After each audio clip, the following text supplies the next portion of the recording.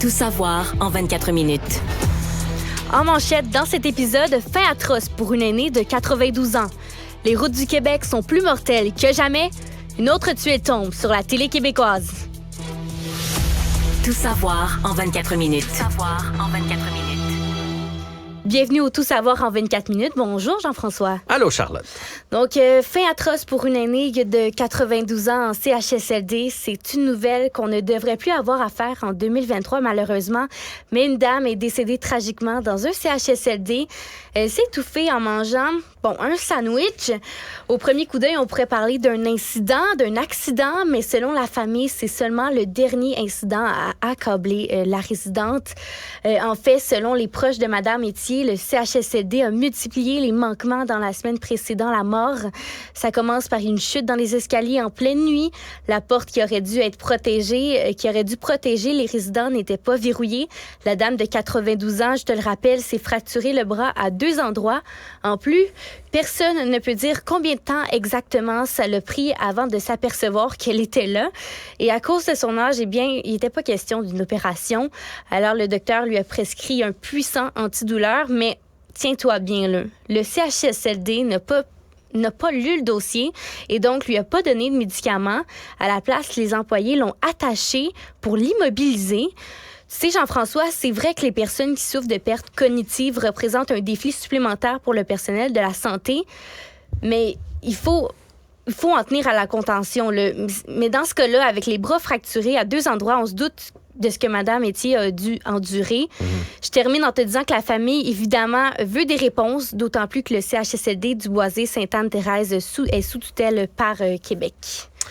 Hey, l'enjeu des CHSLD, là, on va tellement en entendre parler dans les prochaines années parce que les baby boomers s'en vont vers là. Donc, il va y avoir énormément de monde, peut-être trop pour les ressources qu'on va avoir en place. Il faut garder un œil là-dessus. Moi, ce que je me suis dit par bien des gens que leurs parents ou leurs grands-parents sont passés par là, c'est que il faut garder un œil, la famille là, doit garder un œil très serré sur la nourriture, vous l'avez pas oublié aujourd'hui, les médicaments, la prise de médicaments, tout surveiller tout le temps. Mais surtout, se rappeler, moi, des fois, j'ai l'impression qu'on oublie que cette madame-là, à 92 ans, un jour, elle avait ton âge. Oui, elle a un passé derrière elle. Elle avait un passé. Elle a sûrement bâti des affaires. Elle a élevé des enfants. Elle a travaillé dur. Des fois, on a l'impression qu'on les regarde puis qu'elle a toujours été une petite vieille. Mais un jour, ça va être moi le petit vieux, mais on va oublier. Tu sais, il n'y a personne qui va se souvenir que je jouais au hockey puis que j'étais un féroce adversaire. Cette personne-là était en forme. Oui. Puis elle a fait des petites ou des grandes choses dans sa vie, mais je veux dire, elle a. Quand tu participes au Québec, parce que c'est ça qu'on fait, c'était peut-être une institutrice, c'était peut-être, on ne sait pas ce qu'elle a fait, mais elle a eu un impact sur différentes personnes. Elle a organisé des soupers, elle a fait des Noëls pour ses enfants, elle a changé des couches, elle a fait un jardin, elle a fait des compotes, puis des confitures, puis toutes sortes d'affaires.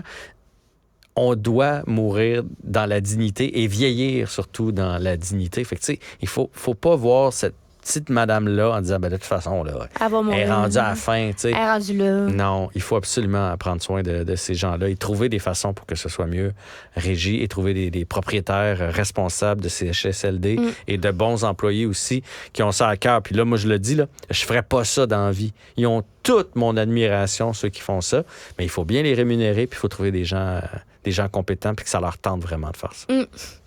Le retour des vacances, c'est le moment parfait pour rappeler aux gens de rester vigilants sur les routes, Jean-François, notamment lors de la présence de chantiers.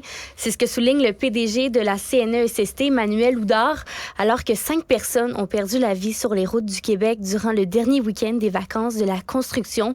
Les chiffres de la CNESST montrent une augmentation de 258 % des lésions professionnelles chez les signaleurs routiers en 2022 par rapport à 2017. Selon la commission, la raison principale des accidents sont le comportement imprudent et agressif des automobilistes. Pour te donner une petite idée de l'ampleur de l'augmentation des accidents, 47 travailleurs ont été blessés en 2016. En 2020, 104 travailleurs et en 2021, 161. Donc, ça ne cesse d'augmenter. Et là, on parle souvent des conducteurs, mais la CNESST rappelle également que les employeurs et travailleurs peuvent faire de leur part. On recommande d'ailleurs aux maîtres d'œuvre de chantier d'éviter l'exposition des travailleurs à la circulation routière et on encourage évidemment les employés à respecter le code de la sécurité routière. Pour ce qui est des accidents survenus lors des vacances de la construction, un bilan complet des accidents mortels survenus durant les 2 semaines est prévu ce mardi, mais pour l'instant, on sait que c'est plus d'une vingtaine de personnes qui seraient mortes sur les routes. Ouais, c'est vraiment pas réjouissant sur les routes. Puis même, ça je veux pas dire que ça fait peur, mais on y pense parce qu'il y a eu toutes sortes d'accidents, entre autres en fin de semaine. Là, tu peux ne pas être en cause. Là. Il y a eu, entre autres, une voiture là, qui a voulu dépasser dans une courbe, ne voyant pas qu'il s'en venait une voiture dans l'autre sens. Puis heureusement, c'est les gens qui ont dépassé, qui ont perdu la vie. Donc, c'est eux autres qui étaient en faute. Mais on n'est pas content qu'ils aient perdu la vie. Mais au moins, la voiture qui s'en venait, qui eux autres ont juste subi l'accident. Il leur est rien arrivé. Mais beaucoup d'imprudence. 2 motos encore en fin de semaine. Fait que c'est un été meurtrier quand même au Québec, autant sur les routes que dans les noyades. Là. C'est fou le nombre d'imprudences qu'il y a, d'imprudence sur le bord des chantiers. Faites attention, puis c'est pas terminé. Là. Les vacances de la construction sont finies, mais il y en a plein qui attendent justement que ça soit terminé pour partir sur les routes parce que les parcs sont moins achalandés, les hôtels, les restaurants, tout ça. Il y en a plein qui partent au mois d'août pour leurs vacances. Donc, il va continuer à avoir énormément de circulation. Et là, en plus de ça, il va y avoir les chantiers parce que pendant les vacances, souvent, il y a des chantiers, mais il n'y a pas personne dessus, il y a juste des chantiers. Là, il va y avoir des gens dessus. Donc là, les employés de la construction vont cohabiter avec les automobilistes. Soyez prudents, soyez vigilants. Puis honnêtement, je ne sais pas si vous avez déjà fait le test, là, mais mettons Montréal-Québec à 120 ou Montréal-Québec à 110, vous allez voir que vous ne gagnez pas grand minute en arrivant. Non, mais on pense qu'on va... je vais arriver 20 minutes plus vite. Non. T'arrives 3 minutes plus vite. Pour vrai, là, c'est tellement rien et ça peut sauver des vies. Donc, faites attention. Le remaniement ministériel du premier ministre Justin Trudeau n'a pas plu à tous, Jean-François. Il suscite des critiques de la part de certains députés. Plusieurs d'entre eux expriment anonymement leur mécontentement tant qu'à l'obsession du premier ministre pour l'inclusion symbolique des membres de minorités ethnoculturelles au détriment des fois de compétences. Certains députés critiquent particulièrement l'exclusion de l'ex-ministre de la Justice, David Lametti. Selon eux, ça démontre justement que les compétences ne comptent pas dans les choix de Justin Trudeau. Il y a aussi la nomination de 2 ministres dans une seule région de Toronto qui a provoqué des critiques. Selon un député, ça indique une préoccupation qui est excessive pour cette région-là ou qu'il pense en fait une stratégie politique axée sur l'ethnicité va les faire gagner. Il y a également des tensions qui persistent concernant la nomination d'Arif Virani, nouveau ministre de la Justice d'origine ismaélienne, et Soraya Martinez Ferrada, qui est la nouvelle ministre du Tourisme d'origine chilienne. Ils ont remporté leur comté par une très faible marge. Ce serait donc un moyen de renforcer leur prise de comté. Les critiques envers le remaniement ministériel ont été publiées dans le Toronto Star, accentuant les défis auxquels le Parti libéral est confronté dans les sondages, alors que le Parti conservateur est en tête avec 37 % d'intention de vote contre 29 %. Tout ça part du fait qu'on va s'entendre, là, les libéraux sont un peu moins populaires présentement. Oui. Ils ont eu de mauvais sondages. Fait que ça c'est toujours plus de grogne dans n'importe quelle compagnie. Là. Quand ça va bien, c'est plus facile de calmer le jeu. Là, ils perdent des points. S'il y avait des élections là, on se demande ce que ça donnerait. Je pense qu'il y a aussi ce qu'on pourrait appeler de l'usure politique. T'sais, ça fait longtemps qu'il est au pouvoir. Oui, effectivement. Justin Trudeau. Ça fait longtemps qu'il côtoie. Il y en a qui le côtoient depuis le début, qui sont assis sur le banc d'en arrière, qui espèrent venir sur le banc d'en avant, qui sont peut-être pas satisfaits de chacune des politiques. Fait que c'est normal que ça fasse du chiolage. Et il y a l'air d'avoir beaucoup de stratégie dans ses nominations de ministres. Donc, c'est pas nécessairement aux compétences. Il y a des gens qui ont des sièges un peu, là, ils ont gagné, mais par peu de votes. Là, on leur a donné des ministères en se disant... Peut-être que ça va les aider à avoir de la visibilité, puis ils vont rentrer la prochaine fois. On est allé dans des endroits stratégiques, même si c'est des gens qui ont peu d'expérience. Donc, il y a beaucoup de nouveaux qui viennent d'arriver puis qui ont hérité de ministère. Et il y a toute l'affaire des minorités. Puis, Puis tu sais, ça, c'est dans la société aussi, là, on va se le dire. Tu sais, maintenant, on regarde une publicité, on veut que tout soit balancé, puis Que tout soit parfait. Ouais, mais c'est tendancieux des fois de vouloir il faut pas se servir non plus des minorités, tu sais, en disant je vais mettre cette personne-là, comme ça on va aller chercher tout le vote israélien, par exemple, ou tu sais, ça déplaît à certaines personnes, mais c'est quelque chose qui se fait quand même un peu partout, donc ça va être à suivre, mais il y a de la grogne, il y a un beau défi pour Justin Trudeau, mettons, avec la rentrée qui va se faire là, dans les prochaines semaines. Économie. L'essence, ça fait toujours jaser. Aujourd'hui, on a su que Montréal se classait au 4e rang des villes canadiennes ayant les taxes sur l'essence les plus élevées, avec 33 % du prix payé par les automobilistes, selon les données du rapport annuel sur la transparence fiscale à la pompe de la Fédération canadienne des contribuables. Montréal serait au 4e rang en raison du tarif minimum légal de vente de produits pétroliers pour chaque région de la province. Ce minimum-là augmente non seulement le coût de l'essence pour les automobilistes, mais limite également la compétitivité des stations-service et empêche évidemment l'offre de meilleurs prix. En 2021-2022, il y a 547 mises en demeure qui ont été émises par la Régie de l'énergie à des propriétaires de stations-service vendant en dessous du prix minimum imposé. La FCC suggère que le Québec devrait envisager de réduire la taxe provinciale sur l'essence de la même manière qu'Alberta et de l'Ontario afin d'alléger la charge financière pour les automobilistes. Vous pouvez aller écouter la chronique financière de Francis Gosselin. Vous téléchargez ça en balado ou en podcast. Il explique super bien, mais je savais pas, moi, qu'il y avait un prix plancher qu'on n'avait pas le droit de franchir. Ça veut dire que 2 stations-service sur le même coin de rue qui décideraient de se faire une compétition, de dire « je baisse le prix », puis on serait gagnant s'ils baissaient le prix. Ben, ils peuvent pas. Il y a une espèce de plancher qu'ils n'ont pas le droit de franchir. Fait que ça enlève de la concurrence. Puis dans la vie, quand tu enlèves de la concurrence, ben ça maintient les prix un peu plus élevés. Savoir et comprendre. Tout savoir en 24 minutes. Onde de choc dans le monde de la télévision québécoise. On a appris aujourd'hui que Le Monde à l'envers, l'émission phare de TVA, ne reviendra pas à l'antenne cet automne prochain, en fait. Il s'agit évidemment de l'émission animée par Stéphane Bureau. Il y a d'ailleurs plusieurs animateurs de Cube qui participaient à l'émission, comme Richard Martineau, Sophie Durocher, Yasmine Abdel-Fadel. J'ai placé cette nouvelle-là dans la section économique de notre segment parce que je trouve que ça dénote beaucoup. On le sait, Québécois, Bell Media et TELUS ont supprimé des postes récemment.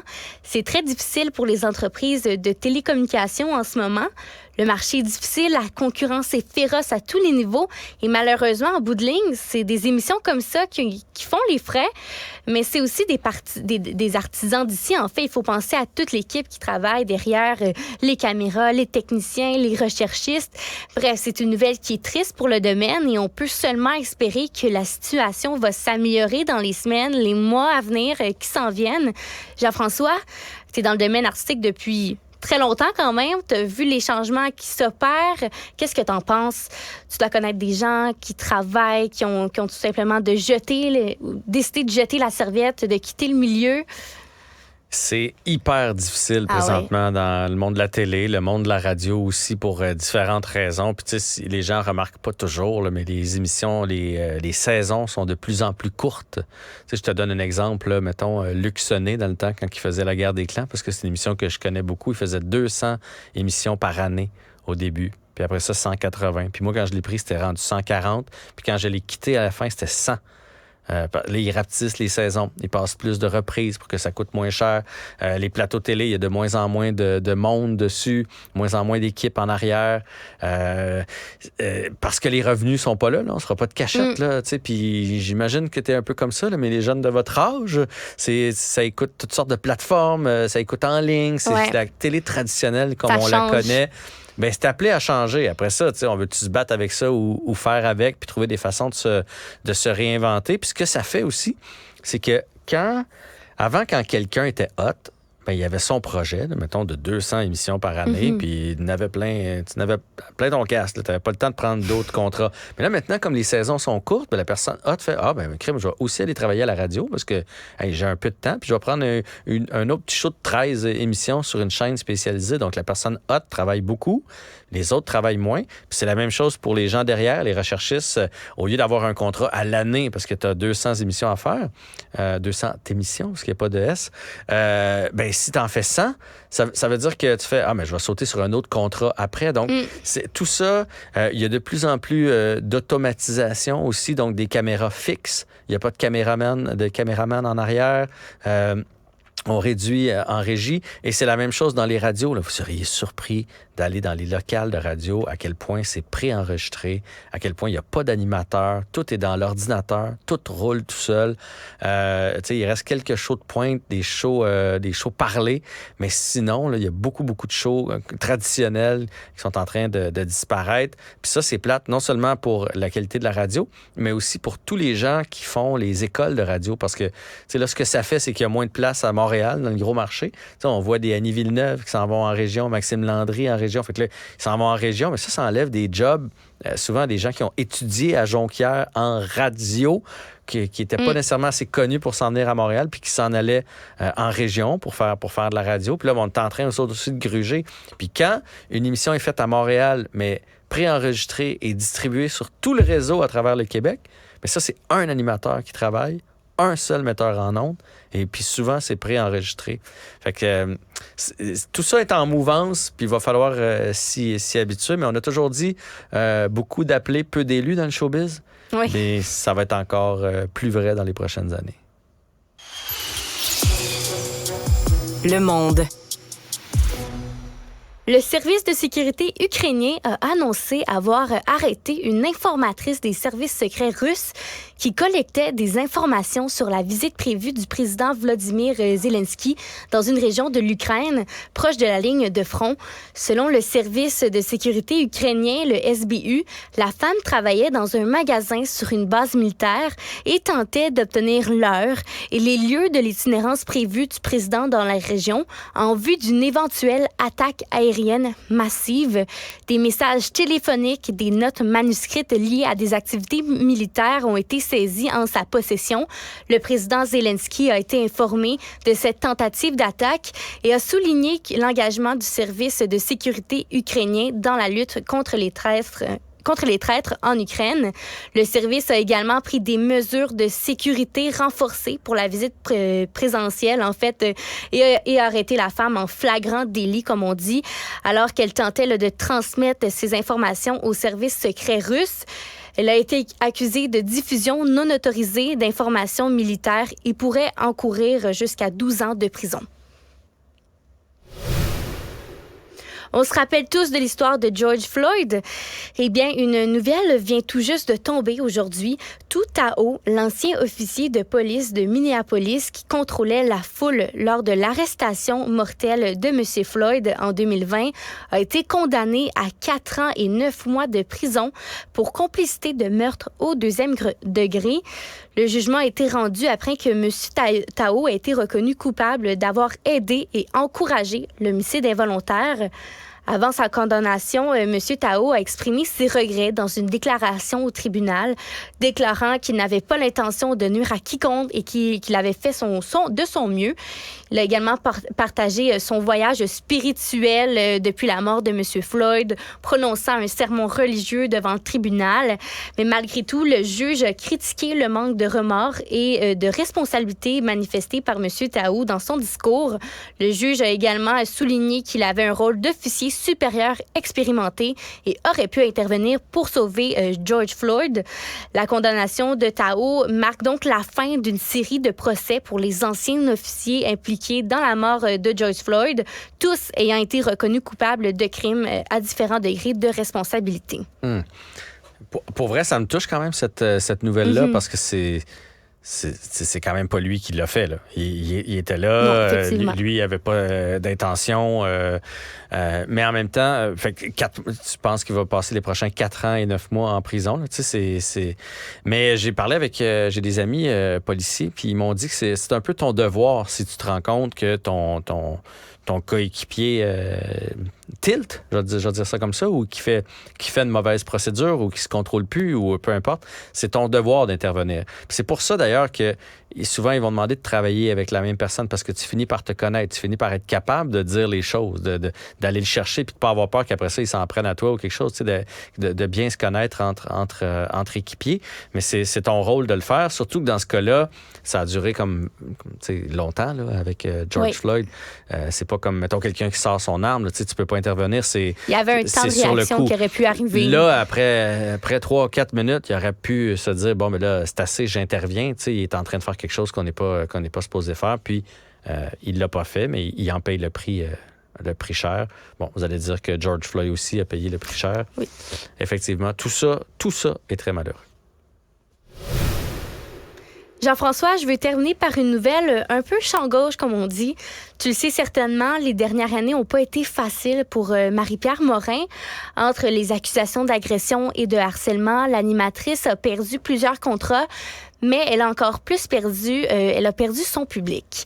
Et c'est pas mon intention ici de faire son procès, surtout pas, ou de pencher plus d'un bord que de l'autre. Sauf qu'elle a annoncé une très bonne nouvelle aujourd'hui sur les réseaux sociaux et j'avais envie de t'en parler. Ça fait maintenant 3 ans qu'elle est sobre et ça, peu importe ce qu'on peut en penser de Marie-Pierre, je pense que c'est important de le souligner parce que combattre une dépendance, c'est loin d'être facile. Je me souviens d'une entrevue de Jean-Marie Lapointe. Tu sais, il n'a jamais caché son passé difficile. Eh bien, c'est lui qui l'a exprimé le mieux, à mon avis. C'est un combat de tous les jours. Pour un alcoolique qui réussit à s'en sortir, la soif le quitte jamais. Donc, il faut être fort mentalement pour ne pas rejeter et de très bien entouré. Alors, 3 ans pour Marie-Pierre Morin, je pense que ça mérite d'être souligné aujourd'hui. Ben, pour Marie-Pierre Morin ou toute autre personne qui combat l'alcoolisme, il y en a que ça fait 5 ans, 10 ans, 15 ans, 1 an, 6 mois, peu importe. Là, puis c'est pas facile parce que la société nous amène à consommer. Tu reçois des gens à souper, il y a toujours une petite bouteille de vin, une petite bière, on va dans un événement. La tentation, elle est grande, les gens autour de toi, de juste dire je vais prendre un verre puis je vais être correct. Mais il faut pas retomber là-dedans. Alors, tant mieux pour Marie-Pierre Morin. Moi, j'ai toujours trouvé qu'elle payait le prix cher là, pour ce qui était arrivé. Toi, tu dis qu'elle a perdu son public. Moi, je suis pas certain. Je pense que le public est encore là. Peut-être plus perdu ses contrats et la confiance du milieu, mais je trouve ça un peu cher pour ce qu'elle a fait. Mais si au moins ça lui a permis de faire une introspection et de corriger des traits de caractère et de se sortir de ce cercle-là, puis d'être heureuse maintenant avec son mari, avec son enfant et tout, ben ça aura servi à ça. Mais moi, je suis de ceux qui espèrent qu'un jour, on va lui refaire une petite place parce que dans le showbiz, parce qu'elle est bonne, Marie-Pierre Morin. Elle a une naïveté, une saveur qu'on retrouve pas nécessairement ailleurs. Puis, tu sais, quand on regarde ce qu'elle a fait, là... je veux dire, c'est rien qui n'est pas pardonnable, là, on s'entend? Fait que bravo Marie-Pierre et en espérant te revoir bientôt. Charlotte, c'était ton premier Tout savoir en 24 minutes. Bravo, mission accomplie.